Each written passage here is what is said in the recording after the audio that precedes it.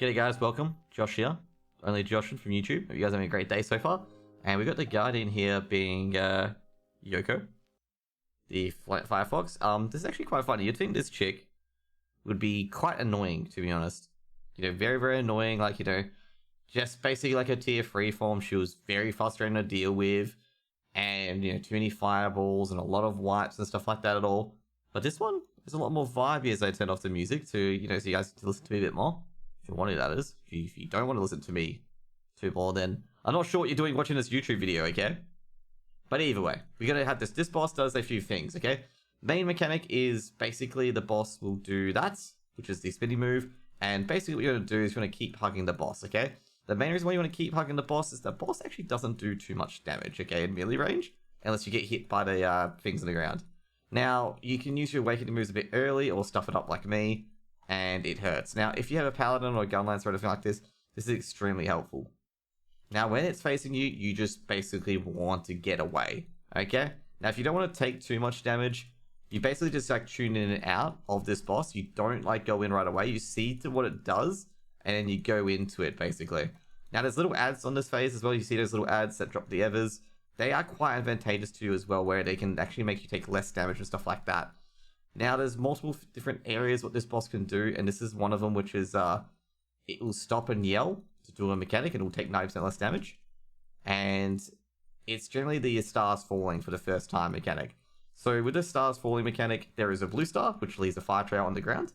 And also, not to mention as well, there are other things that they leave on the ground. But the fire trail, the pink one, is actually the most important, because the pink one can turn you into one of these cat things. And what the new mechanic of this fight is you can be turned into a cat waifu. And, you may sound cool at first being a cat waifu, but when you get killed by your own teammates, it's probably not the coolest thing as a cat waifu. But anyways, as you guys can see on the ground, the fireballs, new move is one of the fireballs drop from the sky. And it also still has the same mechanic of, you got to watch out for the pink ones especially, because the pink ones has a chance to turn you into these cat waifus, okay? So basically, she can be stunned as well after a certain part of her finger. At a certain part of her DPS rotation as well, like when her health goes to, I think I'm not sure too much on the health ratios, because of course you can't see the health. But at a certain point, she'll jump up, and in that phase when she jumps up, it's potentially likely that she'll go to her phase where basically you have to break her tail. Okay, you have to break her tail to be lighter to do full damage, and she'll receive a 50% damage reduction buff until you either knock her down or break her tail, or the boss can choose itself to light its tail on fire, basically. It's got to, like, basically when it lights its tail fire, it unlocks a few new moves. And the new moves being that, the fireballs do a bit more damage. The tornado prison as well. And that's practically the new mechanics. Is that tornadoes, where you just got to run out and that's it. And also the fireballs do a bit more damage. And also the star flame. Basically, purple star flame will be left on the ground. But we haven't got to that phase yet. We got to the first phase at the moment. We're going to check if we got to any other phase. So if we hit the boss for half damage, it usually means we've got to the next phase. And as you can see, we did not hit it for half damage because my equilibrium, I know, doesn't hit that hard. This is the jump move where she'll just basically land up and she'll target attack. This is the howl move, which is where these things will fall down. And as you see here, I ran into a pink one. Do not do that. You have a chance of turning into a bad guy with that one. Now, this one is where she's basically just raining down everything.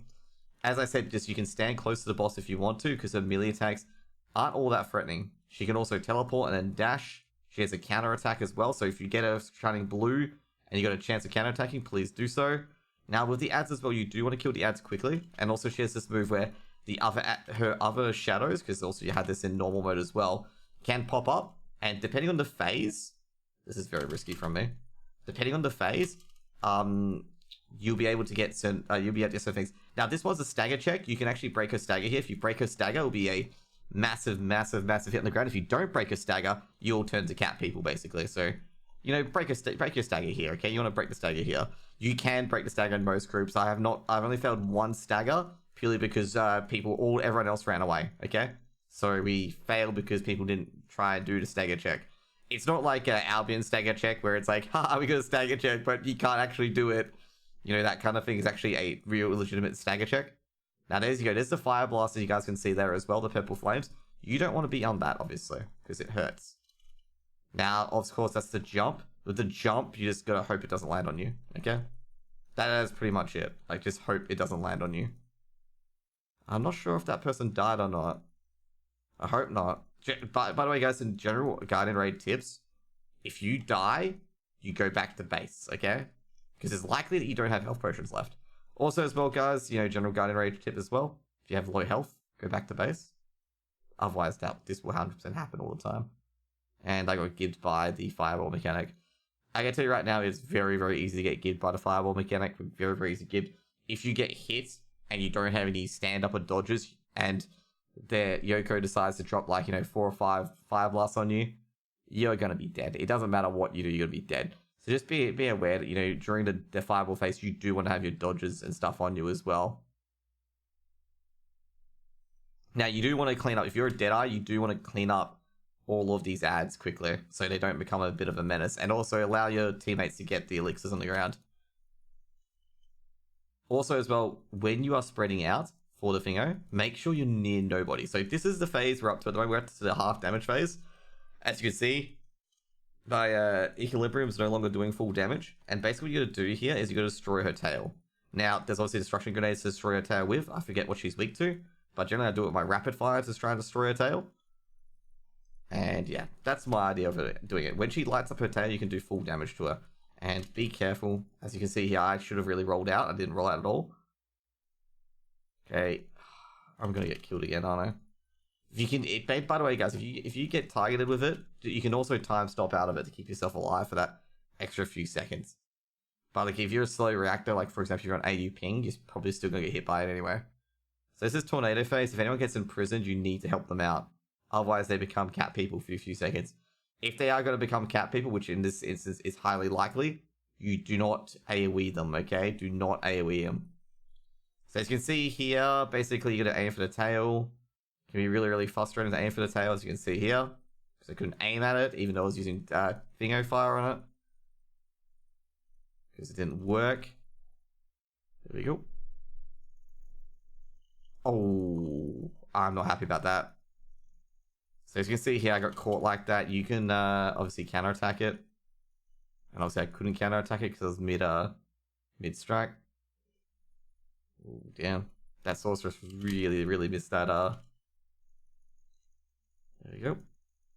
So with the finger, as you see there, rapid fire really melts it quite quickly. I'm just pissed off. Just the reason why I'm pissed off is I missed my awakening skill. I gotta be. What did I? Okay, never mind. I was gonna say I did not counterattack that. I was like sitting there going, I didn't counterattack that. What are you talking about, Willis? Oh shit! I just realized I'm on the finger. So yeah, by the way, even if you're like about to be hit again, just back off. And I gotta tell you right now, obviously, I am playing very, very poorly because I'm trying to explain to you the mechanics to fight while trying to do them at the same time. And, basically this fight, fairly easy, I'm going to say. There's easier mechanics for this boss fight. The easier Guardian Raid, if you can't do this one, is Eryxion. Eryxion is actually quite easy. But Yoko is probably one of the easier ones. When you get to the next boss, Valkyros, I forget his fucking name, but he's just an absolute nightmare to deal with. Like, he's actually very, very difficult. And if you just want to get a quick, free Greater Honor Stones to probably sell in AH, because with the Guardian mats as well, like, you guys may be like, oh, why would you sell in AH, blah, blah, blah. But it's probably much better to sell in AH than actually keep them. Because Greater Honor Bound Shards, as I've said in previous videos, I've never actually ran into a problem too much with honing those. I've always had, too many. It's kind of like Honor Shards in a way as well, where I've always had too many of them. And, I've never ran into the issue of not having enough of them. Now, if you can get a second destruction, use your Dominator to see if you can get a second destruction. But it's not integral. Also, as a Deadeye as well, very, very important to keep that crit buff up. You know how I said to get Spiral Tracker's crit buff? This is why you get it. So you can spam it non-stop, have it up for your group. Now, Tornado Phase once again. With Tornado Phase, if you're a Deadeye or any class that relies on movement, just basically switch to movement and get the hell out. No point standing in there. Basically, if you're trying to be a Hoodoo Guru and try to dodge every single mechanic, if you fuck up once, you are dead on this boss. Like, if you fuck up once at all, You are 100% dead. You are no way living.